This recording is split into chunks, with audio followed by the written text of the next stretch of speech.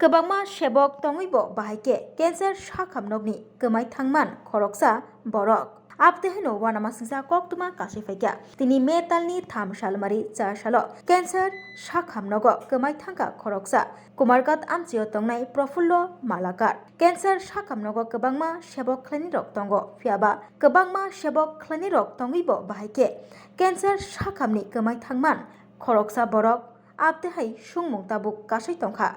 cancer শাখাম নগ্নি শাখাব আমরা 17 তারিখ বাবারে নিয়ে আসি তো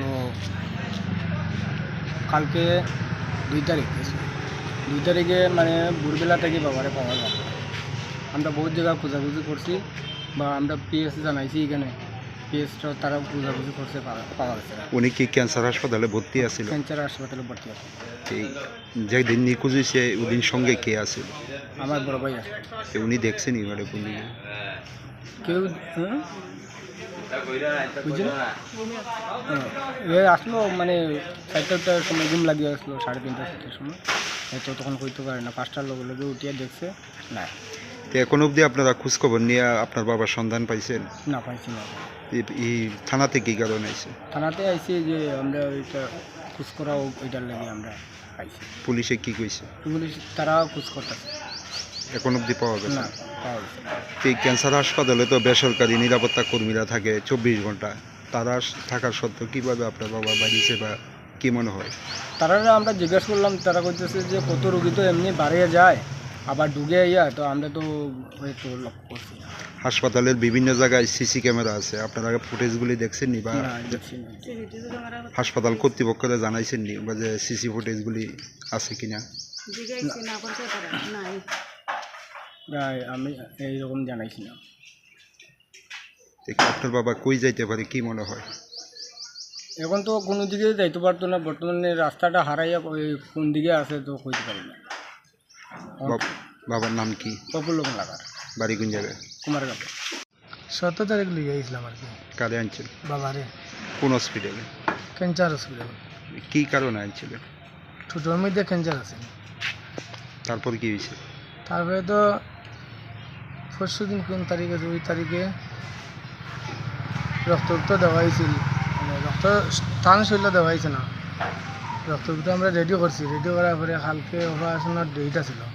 কালকে সকালে 4টা 4:30টায় তাই বাইরিয়া গেছেন কি আর কি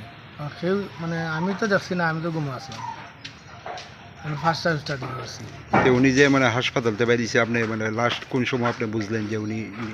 এটা নার্স আর আরও ডাক্তার ছিল রাতকে তারা কইছে রাতকে একটার সময় 8:30 ঘন্টা তো এই হাসপাতালে তো সিসি ক্যামেরা আছে ফুটেজগুলি দেখছেন নি মানে কোন দিকে দেখছি না আপনারা এমএসএ জানাইছেন বিষয়টা না তো এখন জিবি ফাঁড়িতে কী কারণে আইছে থানাতে কী কারণে আইছে থানাতে স্যারে দিয়া দিয়েছেন কইন থানা দিয়ে জানাইতাম পুলিশে কি কইছে তারা কইছে কালকে খুঁজছে আজকেও মানে কালকে আস্তা দিন রাতকে খুঁজছে তারা আমরাও খুঁজছি কালকেও খুঁজছি আজকেও খুঁজছি আমরা